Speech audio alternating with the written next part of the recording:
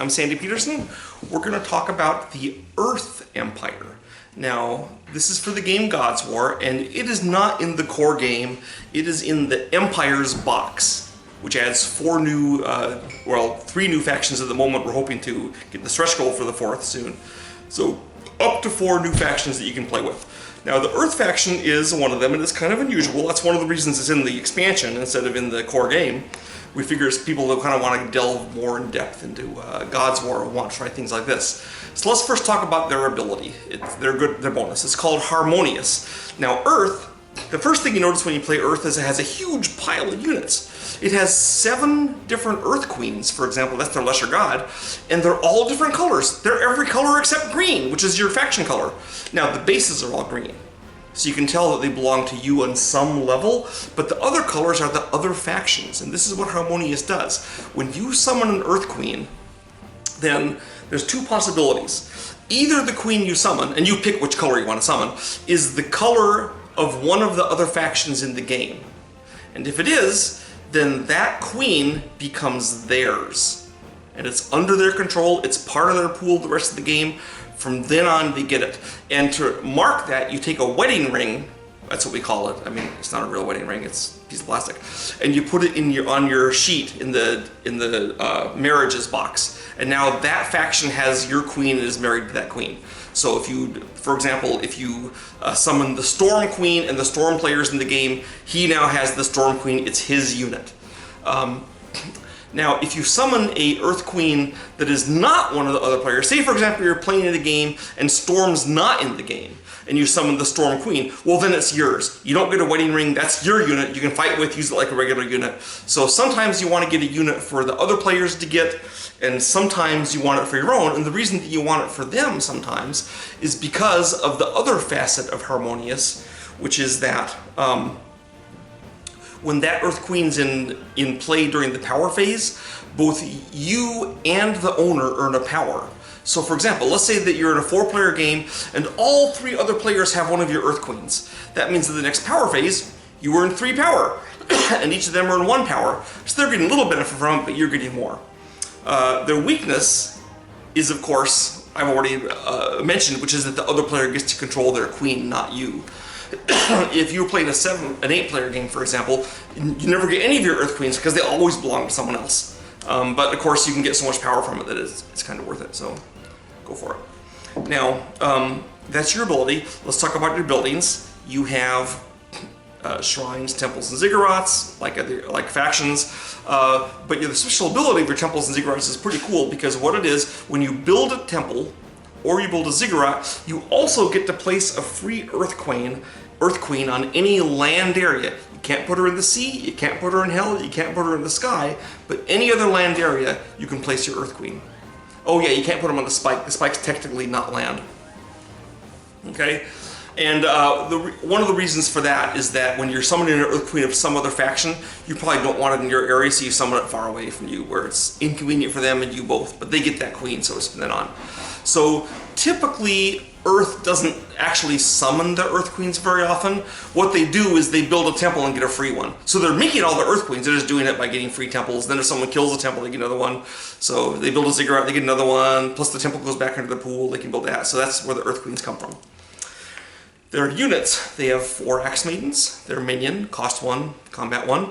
They have the Behemoth. This is this costs 3 and has a combat of 3. It's one of the bigger, more imposing heroes in the game. It's bigger than any of the ones in the core game. It costs 3, right? They get their Earth Queens. That's their lesser god, and they may or may not have them under their control. You never know. One other note about Earth Queens. Their combat's 1. And their ostensible cost is 2, but here's the thing.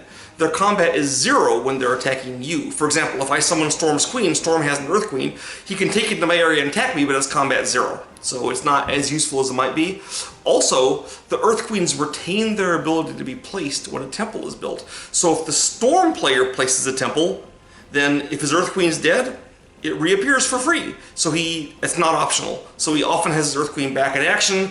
You kind of like that because it means you can get power during the next power phase. He may like it too because he gets power, But anyway, that's an ongoing thing. So the Earth Queens tend to keep being recycled in play, and everyone has Earth Queens going around the map according to how you plan things. And one of the big strategies of Earth is whether they're going to go with their own private queens, the other queens of players that aren't in the game so they have a stronger combat force, or if they want to have the other players all have the queens so they get the benefit of the marriages. That's sort of like the two basic paths Earth can follow. Of course, there's more refined versions of both of those paths, or intermediate steps, but that's kind of what they're thinking about.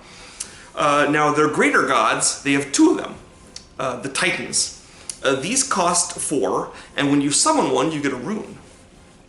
Their combat is 5, which is pretty good for a 4-cost unit, but their ability is actually a weakness. It's called Twilight, and what it says is that when one of your greater gods is killed, he's gone forever. You can't resummon him, he goes back in the box.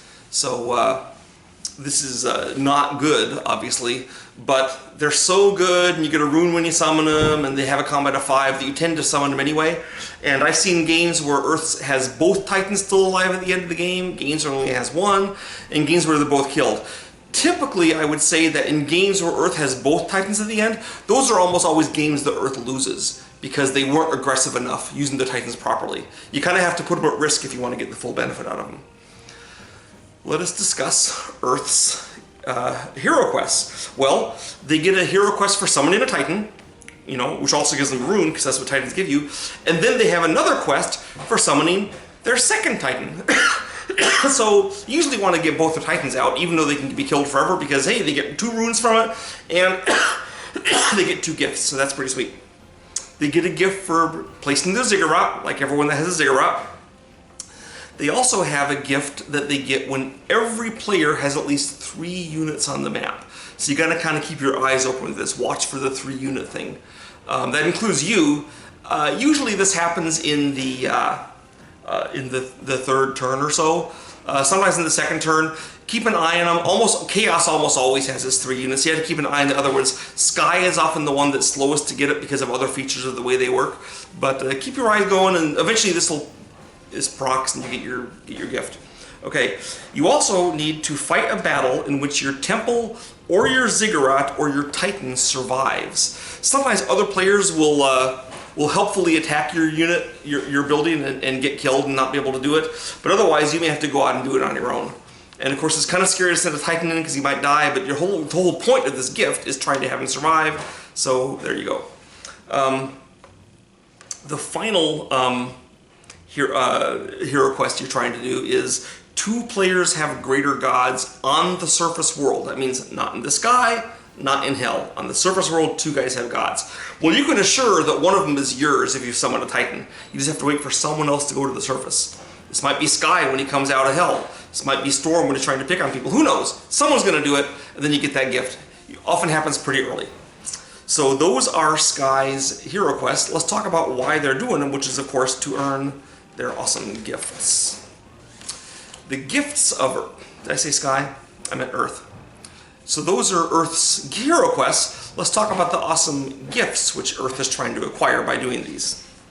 So, they have Quake, which is an action that costs 1 and lets you rearrange your buildings however you want among your areas. You don't get to move into new areas or abandoned areas, just move them around however you please. So, like, one way this gets used is the enemy is massing this huge army to destroy your ziggurat. So, you spend 1 power, use Quake, and swap your ziggurat out for a shrine. Now that's all they're attacking, which is not nearly as exciting for them. So Quake is excellent for defensive purposes or offensive. A guy might send a single troll to attack your shrine. Suddenly you spend 1 power and it's your ziggurat. So if he attacks it, he gets killed. Okay, next you have a 1-use gift. A lot of factions have these 1-use gifts that you flip face down when you do them. You never use them, but they're always really good. Well, Earth's is called pacifism. After a battle has been declared, but before they roll dice, you pick one side in the battle, and that side rolls 0 dice. The other side rolls normally, okay? Then you flip this card face down, and you get a rune. It doesn't have to be a battle you're in. Of course, it might be. One of the things you can use this for is to make sure that your guy survives that battle. Remember that gift where a Titan has to survive? Use this for it. They're sure to survive. I have seen this combined with Chaos's Unholy Trio gift, which turns all the routes into kills, which is pretty nasty for the guy that not only got to roll 0 dice, but also all the other guys' routes get turned into kills. But it doesn't always work out that way, because Chaos often would rather have all the routes on both sides being rolled, because it can get even more deaths. But there it is. Pacifism. A one-time sort of get-out-of-jail-free card.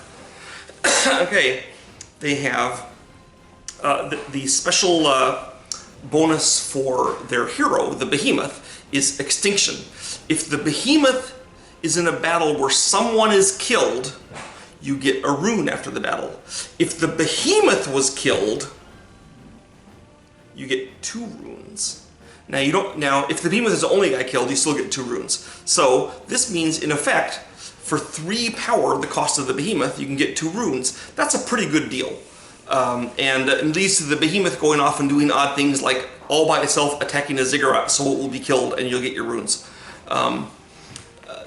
Because the runes are fabulous. It also makes the Behemoth a unit that you want to have to go into combat a lot. You can send along your Titans with them to ensure things happen. Usually you have plenty of power to get the Behemoth to do this, because you have all your Earth Queens scattered out there. Anyway, you get the idea. They're fabulous. So next, your Axe Maidens, which are your minions, which cost 1, have 1 combat, have a special ability called Chastity. And the way this works is, if you don't have one of your heroes or gods in the same area as an Axe Maiden, instead of 1 die, they rolled 2. This means you can have all 4 Axe Maidens together rolling 8 dice. That's pretty good for a minion. Now, if you throw your hero, the Behemoth, or a Greater God in there, or even one of your Earth Queens, then they drop back down to 1. You no longer get the Chastity boost. But, of course, your other units tend to roll a lot of dice. The Behemoth rolls 3, after all, and the Titans roll 5. So you sort of don't mind losing the Chastity boost when you're going into a big combat. You just want to make sure you kill someone, because the Behemoth loves when people die, and he gets that rune. Okay, next. One of their most awesome gifts, and a signature thing of theirs, is that they have the Ubiquitous gift. This is ongoing. What it means is, whenever you summon one of your units, you can place it anywhere on the map, which is kind of nice.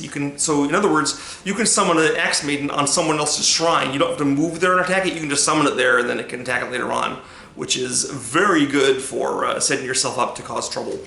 And causing trouble is what it's all about in God's War. The final gift I want to discuss is their Divorce gift. This happens during the power phase. And what they do is, they can pick any Earth Queen in play. Could be yours, could be theirs. Remove her from the map, and you get a rune. This lets you get a rune for effectively 2 power. If it's your own, if it's someone else's, then of course you can take away a threat to you and get a rune. I would do it, and it happens, I would do it after the power phase action where you get power from them having that Earth Queen, then I'd take it off. So